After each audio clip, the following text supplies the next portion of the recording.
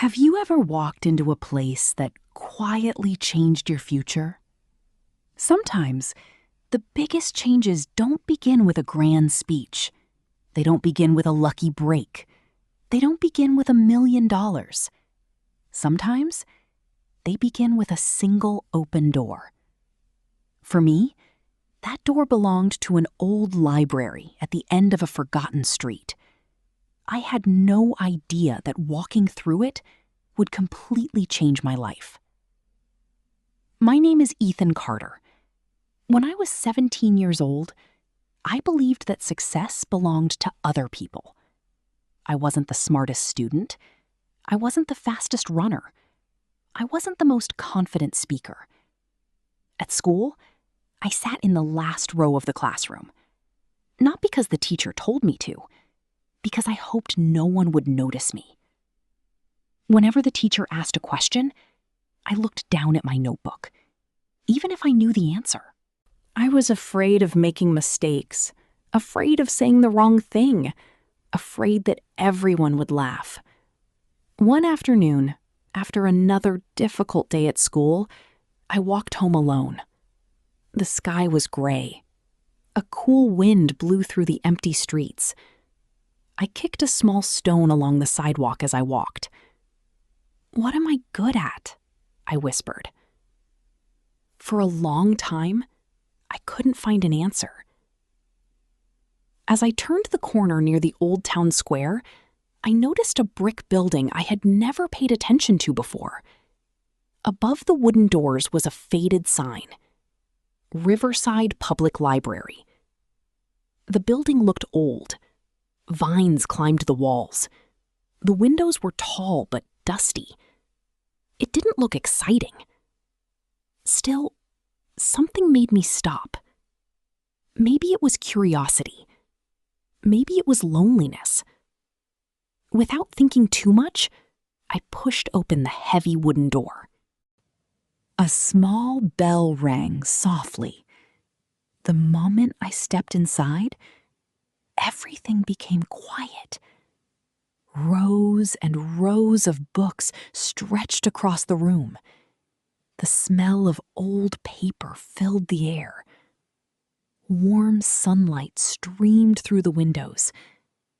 A grandfather clock ticked gently in the corner. It felt peaceful, almost magical. "Good afternoon." I turned around. An elderly woman smiled at me from behind the front desk. She wore a light blue sweater and round glasses. Her silver hair was tied neatly behind her head. "I don't think we've met before." "No, ma'am. I'm just looking around." She smiled. Most wonderful journeys begin that way. I smiled politely. "My name is Margaret Wilson." "I'm Ethan." She walked around the desk and handed me a library card application. "Would you like to become a member?" I hesitated. I don't read very much. She laughed softly. Neither did many of our best readers when they first arrived. Her answer surprised me. Instead of trying to convince me, she simply believed I could change. I filled out the form. A few minutes later, she handed me my very first library card. It was simple, a small piece of plastic with my name printed across the front. But somehow, it felt important. Margaret noticed me looking at the shelves. "What kind of books do you enjoy?" I shrugged. "I don't know. I've never really read for fun." She nodded. "Then let's discover what you like."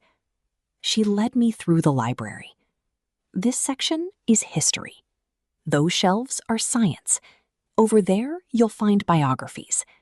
And upstairs," she smiled, "are the adventure stories." We climbed an old wooden staircase.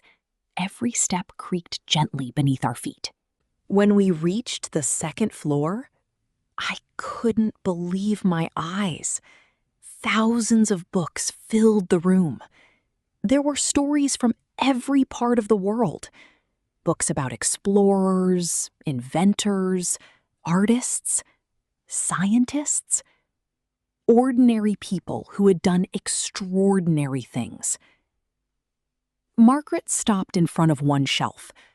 She picked up a book with a worn blue cover. "I think this one is waiting for you." I looked at the title. The Boy Who Never Stopped Learning. I smiled. That sounds interesting. I thought you might like it. As I checked out the book, Margaret said something I would never forget. "Ethan, books don't just give us information. They introduce us to people we'll never meet and ideas we might never discover on our own." That evening, I opened the book. I planned to read only one chapter, then another, then another. Without realizing it, 3 hours passed. For the first time in years, I had forgotten to look at my phone. I had forgotten to worry about school. I had forgotten to doubt myself. The next afternoon, I returned the book. Margaret smiled the moment she saw me. "So, did you enjoy your journey?" I laughed. "I think I did. I was wondering when you'd come back. How did you know I would?" She pointed toward the empty chair beside the window. The people who find the right book always return. From that day on, the library became part of my daily life. After school, I walked there instead of going straight home. Some days, I read for an hour. Some days, I stayed until closing time. Week after week, something inside me began to change. My vocabulary grew. My confidence improved. I started asking more questions in class.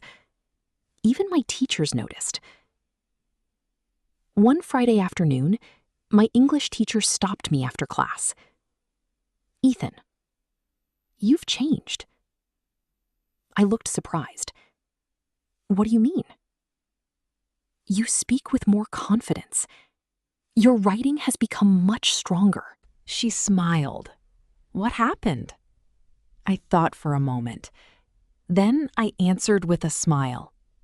"I found a library." She laughed.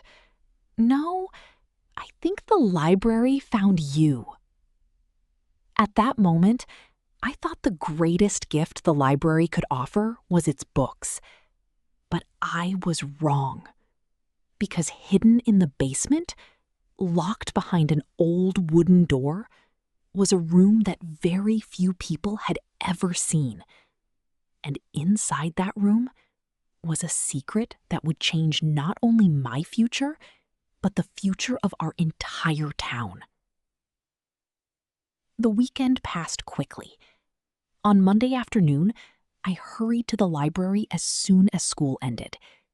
The familiar bell above the door rang softly. Margaret looked up from her desk and smiled. "I had a feeling you'd be here."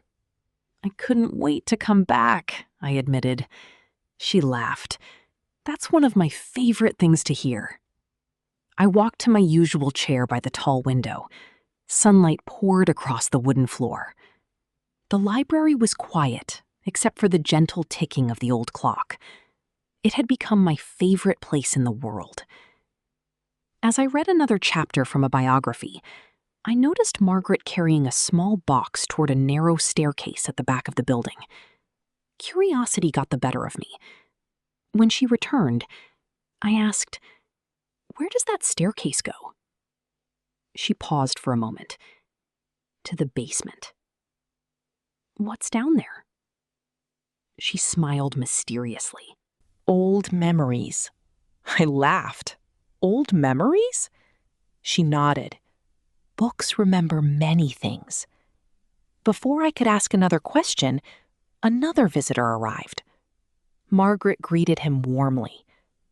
I returned to my book, but I couldn't stop thinking about the basement. Over the next week, I visited the library every afternoon. I helped return books to the shelves. I organized reading tables. Sometimes I swept the floor before closing time. I wasn't paid. I simply enjoyed being there. One evening, as Margaret locked the front door, she turned toward me. "Ethan, would you like to help me with something?" "Of course." She handed me a small brass key. "I think you're ready." "Ready for what?" She smiled. To see the heart of this library. Together, we walked toward the narrow staircase. The wooden steps creaked beneath our feet. The air became cooler. At the bottom of the stairs stood an old wooden door. Its paint had faded long ago. Margaret unlocked it slowly. The door opened with a soft creak. I couldn't believe what I saw. The room was enormous. Shelves stretched from floor to ceiling.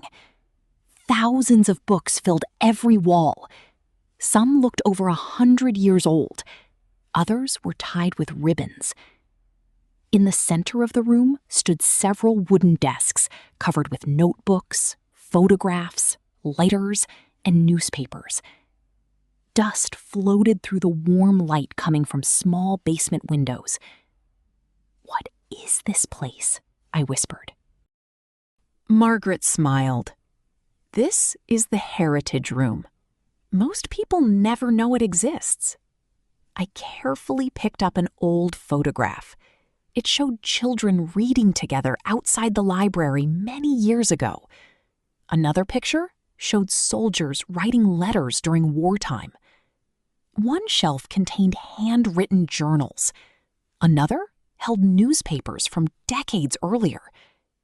"It feels like a museum," I said. Margaret nodded. "In many ways, it is." Then she pointed to a large wooden cabinet. "Open it." Inside were hundreds of envelopes. Each one had a name written neatly across the front. "What are these?" Margaret gently removed one envelope. "They're letters from people whose lives were changed by this library." I looked at her in surprise. "Letters?" She smiled. "Read one." I carefully unfolded the first letter. It had been written 23 years earlier. "Dear Mrs. Wilson, when I first came here, I was 12 years old. I struggled in school. I believed I wasn't intelligent. You gave me my first science book. You told me that curiosity was more important than perfect grades.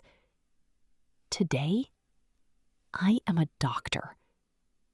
Every patient I help is part of your kindness. Thank you for believing in me before I believed in myself. With gratitude, Dr. Emily Harris." I slowly folded the letter. There were tears in my eyes. "There were hundreds of these?" Margaret smiled. "Actually, there were more than 1,000. I looked around the room. So many people. So many stories. She nodded. Some became teachers. Some became engineers. Some became artists. Some simply became kinder people. I spent the next hour reading letter after letter. Each one was different, but they all had one thing in common. Someone had believed in them before they believed in themselves. As we prepared to leave, I noticed one envelope sitting alone on the highest shelf. Unlike the others, it had no name, only 3 handwritten words. Open when ready. "What is that one?" I asked. Margaret looked at it quietly. I've been waiting many years for someone to ask. She carefully climbed a small ladder and took down the envelope. Instead of opening it herself, she handed it to me. "I think it's yours. My name isn't on it. It doesn't need to be." I looked at the sealed envelope. What if I'm not ready? Margaret smiled. None of us ever feels completely ready. But sometimes, the next step in life begins with opening one small envelope. My hands trembled as I slowly broke the seal. Inside was a single sheet of paper. At the top were the words, "To the person who finds this letter." I looked up at Margaret. She nodded gently. "Keep reading." I took a deep breath. Then, I began to read the mysterious message. Little did I know, the words inside that envelope would inspire me to begin a project that would bring an entire community together and remind everyone that a library is much more than a place filled with books. It is a place where hope quietly waits for the next person who walks through the door. I looked down at the letter. The paper was old, but the handwriting was neat and easy to read. I took a deep breath and began. To the person who finds this letter, you may not know my name. That is all right. What matters is not who I am. What matters is what you choose to do after reading these words. If this letter has reached your hands, it means you are standing in a place that has changed many lives. A library is not made of bricks. It is not made of shelves. It is not made of books. A library is made of people who believe that learning can change the future. Many years ago, I walked into this building as a frightened young boy. I believed I would never become anything important. A librarian smiled at me. She handed me one book, just one. That single book changed the direction of my life. Today, I am a teacher. Every child I teach is connected to that one moment. If you are reading this, I have only one request. Before you leave this library, help someone discover the joy of learning. You do not have to change the whole world. Just change one life. Because one changed life can change thousands more. The next chapter belongs to you. I slowly folded the letter. For several seconds, I couldn't speak. Finally, I looked at Margaret. Who wrote this? She smiled. A man named Benjamin Foster. Is he still alive? She nodded. He is 87 years old. He visits once every month. I looked around the room. He really became a teacher?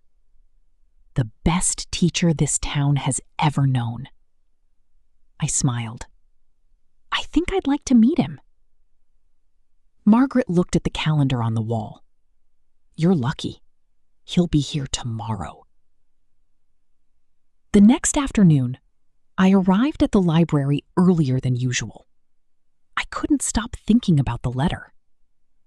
At exactly 3 o'clock, the front door opened. An elderly man slowly walked inside. He wore a brown coat and carried a walking stick. His white hair was neatly combed. His eyes were bright and full of kindness. Margaret walked toward him. Benjamin, I have someone I'd like you to meet." He smiled warmly. "And who might that be?" "This is Ethan, the young man who found your letter." Benjamin looked at me for a long moment. Then he smiled. So, the letter found another reader. We sat together near the fireplace. I asked him countless questions. Did one book really change your life? He nodded. It wasn't only the book. It was the person who believed I could understand it. He leaned forward. Never underestimate encouragement. Sometimes people don't need someone to solve their problems. They simply need someone to believe they can. Those words stayed with me. Before he left, Benjamin handed me an old leather notebook. I've been waiting many years to give this to someone. I carefully opened it. Every page contained ideas for helping people love reading. Book clubs, reading nights, story competitions, family reading weekends, a traveling library for people who couldn't leave their homes. I looked at Benjamin. "You planned all of this?"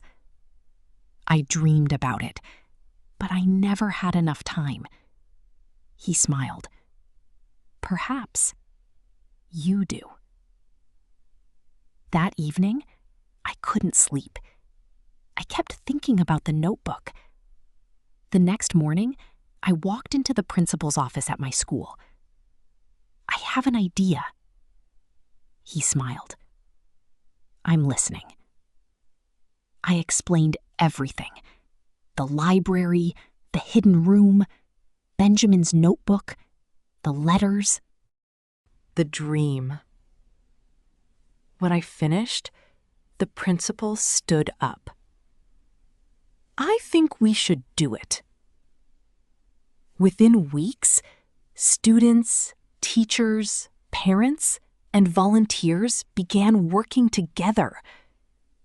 We organized the town's first community reading festival. Children listened to stories, teenagers recommended their favorite books, parents read aloud to younger children. Local writers shared their experiences. Even people who hadn't opened a book in years came to visit. The library became full of laughter, full of conversations, full of hope. One afternoon, I noticed something that made me smile. A young boy stood near the entrance. He looked nervous. He reminded me of myself. I walked over. "First time here?" He nodded. "I don't really like reading." I smiled. "I used to say the same thing." "Really?" "Really." I walked to a nearby shelf. I picked out a small adventure book. This was one of the first books I ever enjoyed. I handed it to him. "You don't have to read the whole thing today. Just the first chapter." He smiled shyly. "I'll try." As he walked away with the book in his hands, I remembered Margaret's words. The people who find the right book always return. Years passed. The little library became one of the most loved places in our town. New computers were added, the children's section grew larger. Volunteers read stories every weekend. Students came after school to study together. Families spent evenings reading instead of sitting silently on their phones. The hidden room remained exactly as it had always been. Every year, one new letter was added, not because someone asked for it, but because another life had been changed. One quiet afternoon, Margaret announced her retirement. The entire town gathered to thank her. Children gave her flowers. Parents shared stories. Former students traveled from different cities just to say goodbye. When it was my turn to speak, I smiled. I thought I came here to borrow books, but what I really borrowed was hope. Margaret's eyes filled with tears. Then she handed me a small brass key. The library belongs to the town, but the hidden room? I'd like you to look after it. I looked at the key in my hand. It felt heavier than metal. It carried responsibility. It carried trust. It carried a promise. Every month, I unlocked the hidden room. Sometimes I read the old letters. Sometimes I added new ones. One evening, I placed a fresh envelope on the highest shelf. On the front, I wrote 3 simple words: open when ready. Then I smiled, because I knew that one day another curious young person would walk into the library. Another door would open. Another dream would begin. And another life would be changed. Because that is the true power of a library. It does not simply lend books. It lends courage. It lends hope. It lends possibilities. Thank you for listening to this story.